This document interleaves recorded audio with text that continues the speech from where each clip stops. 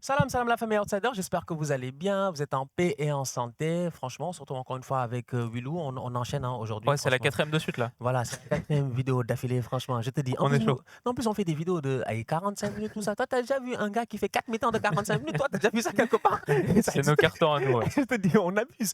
Et là, aujourd'hui, on va parler du Barça. Voilà, du Barça, tout simplement parce qu'il y a une page qui se tourne au Barça. Willou a eu l'occasion de faire la vidéo il y a quelques temps Sur sur, Bouzy, ouais. ouais, sur Sergio Busquets. On a eu l'occasion même d'en parler ensemble. Et là, il y a un autre qui s'en va, c'est Jordi Alba. Bon, on se posait la question à savoir est-ce qu'il allait partir ou pas. Finalement, Jordi Alba va partir. Apparemment, même, il y aura des négociations pour la fin parce qu'il part avant la fin de son Ouais. contrat. Donc voilà, il va Son apparemment. salaire devait augmenter l'année prochaine. Voilà, c'est ce que je t'avais dit, non? C'était un gros problème. C'est Bah parti ouais. de ces problèmes-là contractuels en tant que tels qui avaient été mis en place avec Bartomeu Mmh. avant. Donc Laporta, il arrive, il doit un tout petit peu faire de la gestion Ouais. de crise. Finalement, je pense qu'à la fin de la journée, en tant que champion d'Espagne, ils s'en sortent très très bien, je pense, sur cette saison à la fin, parce que tu as quand même une saison de transition. Mais la question que je me pose d'abord, avant de rentrer dans le débat vraiment, c'est de savoir, Messi, c'est quoi son problème avec Piqué? Parce que Messi a fait un message de au revoir mon gars Busquets, au revoir mon gars Alba. Mais Piqué avant la Coupe Ah du ouais? Monde, là, quand il est parti, il a fait aucun message. Je dis, Messi, il n'en a rien à faire de Piqué. Messi, c'est pas son problème, Piqué. J'ai dit, Piqué, Piqué, Piqué. Piqué, ta femme te respecte pas, ton ex-femme te respecte pas. Piqué, personne ne te respecte. Piqué, qu'est-ce qui s'est passé, en fait, en tant que tel avec Léo Messi? Je me pose des questions. Apparemment, de ce que j'ai pu voir en ligne, et là encore, c'est du gossip. Hein. Moi, je n'ai pas les informations réellement. Donc, fan du Barça, s'il vous plaît, édifiez-nous, parce qu'on est curieux en tant que tel. Mais apparemment, Piqué aurait eu l'occasion de dire à Laporta qu'il pouvait se débrouiller, en fait, que le Barça pouvait aller bien, il pouvait se débrouiller sans Léo Messi et tout. Donc, ce qui a pu peut-être OK, créer ce d'accord. contentieux-là entre Mmh. les deux. Petite parenthèse, tout simplement parce que je trouvais ça bien drôle quand je me suis rendu compte qu'effectivement, Léo Messi ne s'était pas fatigué en fait pour faire tout un gros message, machin, tout ça, à son ami Gérard Piqué. Maintenant que la page, elle est tournée, moi, la question que j'ai envie de te poser, c'est de savoir, est-ce que c'était le moment et genre, est-ce que c'est tant mieux en fait?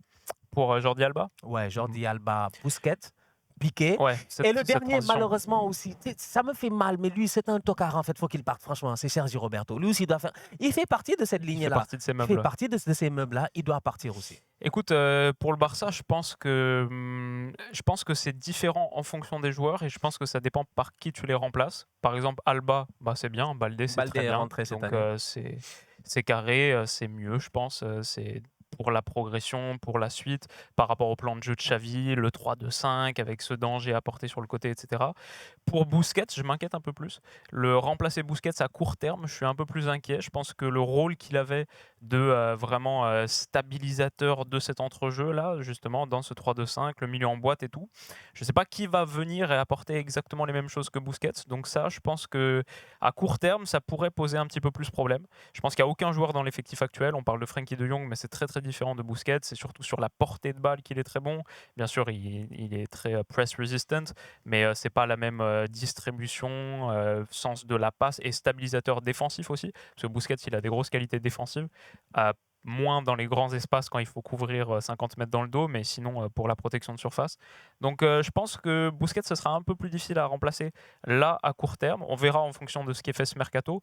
Mais c'est vrai que finir, boucler cette page, cette belle page de l'histoire du Barça, quand même, Jordi Alba, même si les dernières saisons D'ailleurs, ça a été compliqué, il y est-ce a que quand tu même le des grands moments. considères comme une légende quand même de cette période-là, toi?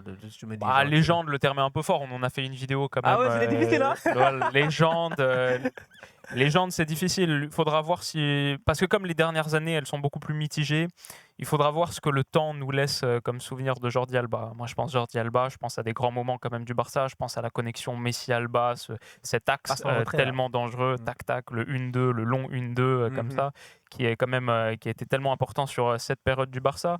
Et ouais, Alba légende, difficile, mais je pense que pour le Barça, dire au revoir à ces gars-là sur un titre de champion, sur un Barça qui honnêtement a plutôt bien préparé la suivante. Moi j'ai fait cette vidéo évaluer, noter la Note. saison du Barça sur 20 et pour moi ce qui leur donne plutôt une bonne note, c'est le fait qu'ils aient progressé et ils soient dans une bonne position pour la suivante. Du coup, c'est peut-être un bon moment pour dire au revoir, pour enclencher cette nouvelle page.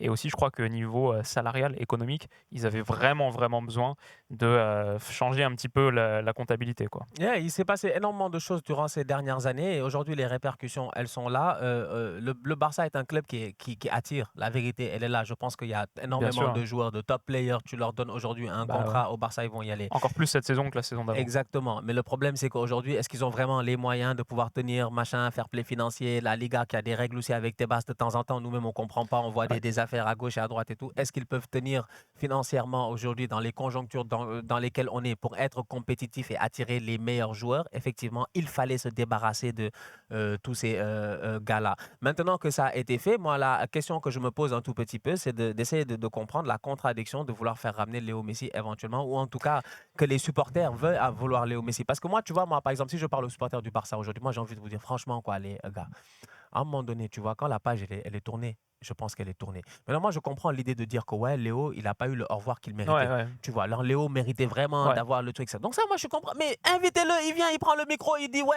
j'aurais aimé gagner la Ligue des Champions, les gars, je sais pas, comme il nous faisait en début de saison. Genre, créez tout un événement, faites une statue, machin. Ah, et puis en plus, le sport est impitoyable. Il peut très bien revenir une année et c'est une mauvaise année, ça se passe mal et rien ne garantisse qu'un adieu soit réussi. Franchement. Cela dit, moi, sur la question Messi de retour au Barça, je suis très partagé parce que je pense que purement sportivement, Messi, il a encore des qualités extraordinaires quand il est chaud et quand il est motivé. Parce qu'on a vu la différence entre les deux saisons du PSG, avant la Coupe du Monde, après la Coupe du Monde.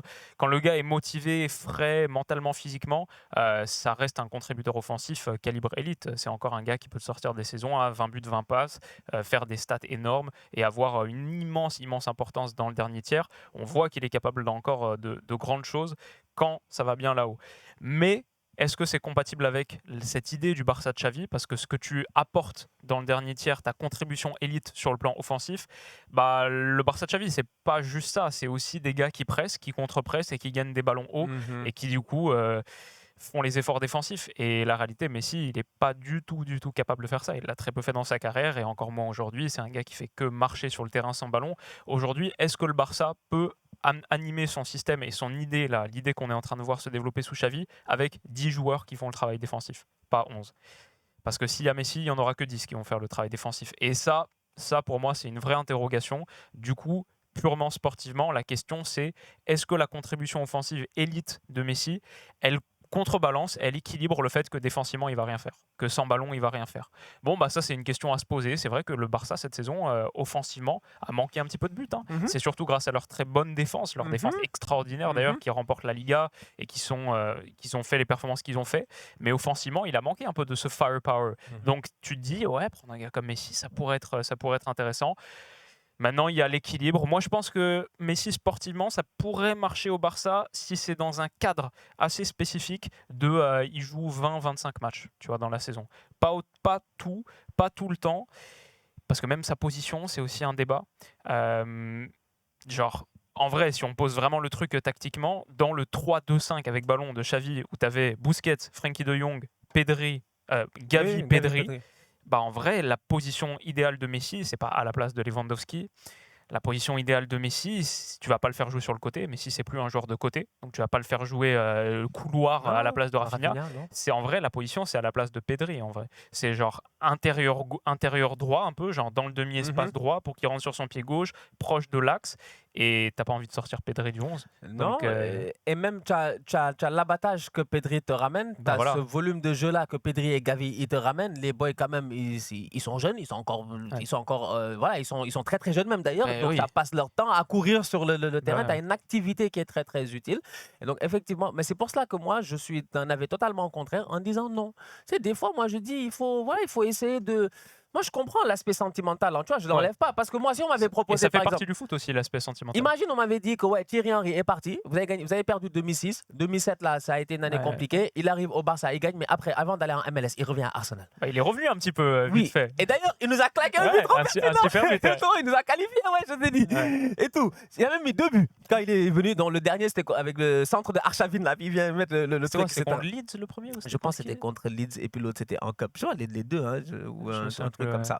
Et tu regardes ça, tu te dis, ok, il a fait son comeback avec Wenger, machin, en janvier et tout. Il est venu, il nous a enjaillé, tu vois. Thierry Henry, anyway, c'est un entertainer de première catégorie et tout.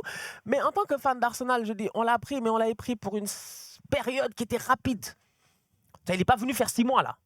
Parce qu'il est venu genre 1 mois, 2 mois, un truc comme ça. Il est venu, il a mis 2 vies, il est reparti, tu vois. Donc la vérité, c'est qu'aujourd'hui, moi, je pense d'un point de vue sentimental, je comprends vraiment le supporter et c'est normal. Moi, t'as un gars qui est juste exceptionnel, tu vois. Mais à un moment donné, quand tu tournes la page, tu tournes la page. Quand Cristiano Ronaldo, à un moment donné, il y a eu des trucs, on s'est dit, ah, peut-être qu'il va retourner au Real, Mais il n'est jamais retourné au Real. Quand Florentino a fermé la porte, il a fermé la porte. Et je pense que même peut-être, si c'est peut-être pas même forcément financièrement, si c'est pas peut-être, il y a plein de choses qui rentrent en compte parce que un Cristiano qui revient, t'aurais peut-être pas eu ton Rodrigo, t'aurais peut-être pas eu ton Vinicius, t'aurais peut-être pas eu, je dis bien, cette jeunesse-là qui est arrivée, à qui on a donné des responsabilités, et automatiquement ils ont été pertinents, tu vois, parce que c'est pas facile en fait. Et je vais dire aussi avec Messi, moi je comprends le côté sentimental parce que c'est ça aussi le foot, c'est les émotions, c'est le supporterisme et c'est finir les histoires de la meilleure des manières parce que l'histoire de Messi au Barça, elle s'est pas bien finie. Donc si tu as la possibilité que ça se finisse un peu mieux, presque au détriment de ta qualité collective, je comprends la tentation. Mais moi, un petit truc qui empêche l'histoire de bien finir Messi de retour au Barça, c'est aussi que le Barça l'année prochaine, c'est pas au Camp Nou, c'est à Montjuïc. Ah oui, c'est le stade olympique là. Ouais, il est dégueulasse. Hein. Oui, Franchement, j'ai vu les images là, ça a l'air bien vieux. Non, c'est horrible. On aurait dit le stade, on aurait dit Léopold Sédar Senghor, notre stade de notre premier stade au Sénégal. Là. Je dis, après 20 ans, tu sens qu'il est fatigué. Et voilà, s'il peut pas faire ses adieux au Camp Nou, dans le vrai stade, etc., c'est différent aussi, tu vois. Donc ça enlèverait un peu de la force et du punch de ce storytelling. Donc, mais même dans la légende, c'est bien que dans la légende, les choses se finissent toujours, je dis bien, d'une certaine manière, tu vois. Et moi, j'ose croire que Léo Messi est un gars qui, qu'il le veuille ou non, essaie aussi de gérer le narratif. La plupart de ces grands gars-là, ils essaient toujours, je pense, de gérer un certain narratif, en fait. Tu veux que t'as... C'est comme, par exemple, la dernière fois, j'ai bien aimé ce commentaire-là, j'ai adoré. C'était un des exécutifs de la NBA qui a dit que, il a dit LeBron, c'est un bandit. Il dit LeBron, il s'est fait swipe 4-0, mais on n'est pas en train de discuter de face qu'il se fait swipe. On est comme, est-ce qu'il arrête ou pas? Ouais, genre, tout le sûr, narratif moi a aussi, changé. j'ai lu ça. Et j'ai adoré. Parce qu'il a fait une conférence de presse un peu où il laisse le suspense, le doute, etc. Beaucoup de respect pour Jokic, mais moi, j'étais comme, OK, that's a smart guy, en fait. Parce qu'effectivement, tu prends de l'avance sur les autres. Donc moi, je veux savoir, en fait, c'est quoi le clan Messi? Qu'est-ce qu'ils veulent en tant que tel? Retourner dans ce Barça-là où tout le monde est parti. Quand il dit Jordi Alba, son meilleur ami, mais tu vas faire quoi dans ton club si ton meilleur ami n'est plus là, franchement? À chaque fois qu'il allait à Barcelone, c'est pour manger avec Alba et Busquets. Et je pense que le fait que Busquets et Alba s'en vont, c'est un signe très très fort, un indice très fort que Messi va pas y retourner. Oui. Parce que les trois, c'est quoi leur projet? C'est se retrouver en Arabie Saoudite, Voilà, non? C'est ça je pense que vraiment leur but c'est d'aller recréer là-bas des fausses confrontations avec Cristiano Ronaldo. Ils vont s'amuser là-bas. Et en même temps, tu sais que le Barça, Laporta, il est obligé de communiquer au maximum sur le fait qu'ils sont en train de recruter Messi. Genre, même si là, le Barça et Laporta, en off, ils avaient abandonné la piste Messi, ils seraient en train de communiquer les choses qu'ils sont en train de dire aujourd'hui. On fait le max, on le veut absolument, parce que tu peux pas faire autrement que ça au Barça. D'un point de vue business aussi, c'est pas possible. Et c'est ce que je disais. Et d'ailleurs, j'ai bien aimé ce que tu as dit, politique et business, les deux, effectivement, parce que au Barça, c'est un autre système. Donc, tu as été élu. Donc, il faut que tu... C'est comme un politicien, il faut que tu réussisses. Et c'est ça que j'essaie d'expliquer à plusieurs fans du Barça. Parce que moi, je dis à chaque fois, par exemple, et c'est très intéressant, en fait, parce qu'on en arrive du départ des anciens à ça. Et je dis, ça revient encore à l'arrivée de Laporta. Quand Laporta est arrivé, je me rappelle, dans son discours, c'était Léo va rester. Mais Laporta a dit que... Laporta, est-ce qu'il n'a pas dit aux gars, si vous m'élisez, même Léo va rester? Mais Laporta était clair, en fait, sur ce point-là. Et moi, la promesse de campagne. J'arrêtais pas de dire, c'est juste du politique, c'est de l'électorat, en fait. Parce qu'il sait, non seulement il doit convaincre les socios, il doit convaincre les investisseurs parce que Bartomeu a laissé le club dans un état qui est terrible, donc il lui faut de l'argent. Donc tout ton Barça, merchandising, machin, tout ce que tu avais en tête, tu te disais il faut que je convainque les gens que mon club va pas tomber. Il faut que je convainque les gens que Léo Messi est encore là, qu'il est encore ma propriété. Il est parti à Paris, mais il a fait assez de bruit pour qu'il y ait cette... croyance-là en se disant comme, OK, ils sont assez solides, on va voir ce que ça va donner. Finalement, 2 ans plus tard, ils ont gagné un titre. Donc moi, je lui lève mon chapeau par rapport à cela. Mais ça n'enlève rien sur le fait que c'est un politicien. c'est que de la politique en fait finalement. C'est réellement, moi je dis à chaque fois, je dis moi les présidents de clubs où il y a les socios là, où on vote, je me méfie d'eux parce que le gars va te dire ce que tu veux entendre. Il va te dire ce que tu veux entendre en fait. Il va te dire que oui, que l'année prochaine on va gagner, on va être compétitif, qu'on a de l'argent, qu'on a un truc, etc. Il est obligé de le faire parce que c'est ce qui va permettre à son club de garder une certaine légitimité. C'est ce qui te permet sûrement de ramener des gros Ce sera investisseurs, très même si tu as le intéressant de nom et la voir marque. le mercato du Barça, ce qu'ils sont Oui. véritablement capables de faire. Quel levier, mais ils pourront vraiment actionner parce que. Apparemment, même Alemani va peut-être rester. Ouais, Le Switch, là, je pense qu'il va rester et tout. Donc, moi, j'ai hâte de voir la saison prochaine, ce qu'ils vont faire réellement. Et là, on les attend en Europe. On a vraiment envie de voir Barça compétitif en Ligue des Champions. Et cette année, on a eu l'occasion de le voir. Je pense que l'effectif n'était pas encore. Et c'est là où moi, je voulais même te truc, parce que je m'étais amusé. J'avais trouvé un truc là, je trouvais bien intéressant. Ils sont tous partis. Dest est parti. Saison 2021-2022. Tout ça, c'est les gars que Xavi a trouvé ici. Xavi a trouvé Dest. Il a trouvé Piqué. Il a trouvé, Busquets est parti. Riqui Puig est parti. Pjanic est parti. Bryce Weiss est parti. Demir est parti. Memphis est parti. Jordi Alba. Koun est venu. Il a eu 2 semaines, il est tombé malade. Il est parti. Mingueza. Umtiti, Langlais, Coutinho, Luke de Jong, tous ces gars-là étaient là. Il y a au moins une quinzaine de points. C'est fou comme les effectifs ils changent vite en foot. En 2 ans, Xavi a complet. Moi, ça, je te dis que moi, je m'assois, je dis, mais attends, moi, le Xavi là, mais pourquoi tu vas lui ramener Léo? Et si tu veux ramener Léo, Xavi a trop de respect pour Léo. Il va regarder Léo, il va faire. C'est vrai que même lui, s'il ne voulait pas Messi, il pourrait pas dire autre chose que ce qu'il est en train de dire en ce moment, qu'il veut absolument qu'il revienne, etc. Donc, mais ça rend les choses intéressantes de savoir vraiment ce que ces gars-là veulent.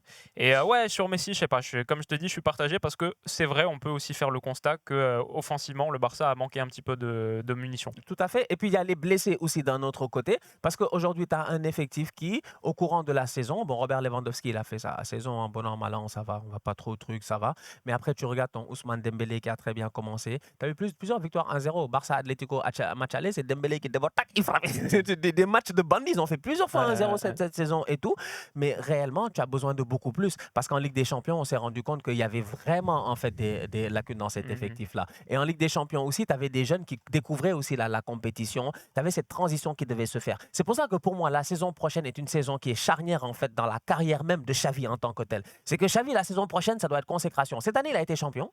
Les fans du Real vont te dire que ouais, on n'était pas trop en forme, machin, tout ça. Chacun va essayer de tirer la couverture vers lui. Tu peux battre que ce que tu as en face de toi. Mais l'année prochaine, on s'attend vraiment à ce que c'était. En fait, disons que l'année prochaine, le Barça, ils font comme la Ligue des Champions cette année, mais que Arsenal sort de poule, c'est un échec.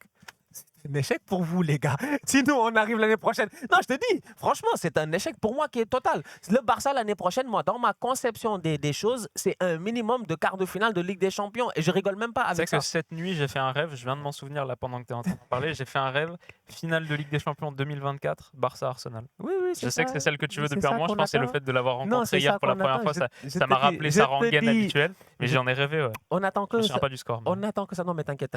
Le score, nous tous, on le connaît déjà, tu vois. On le connaît. C'est 2-1 Arsenal. On s'est vengé. On a mis le but à la fin, là. Le but de Belletti, là. Ça qu'on a mis. C'est qui l'équivalent de Belletti à Arsenal? Tomiyasu.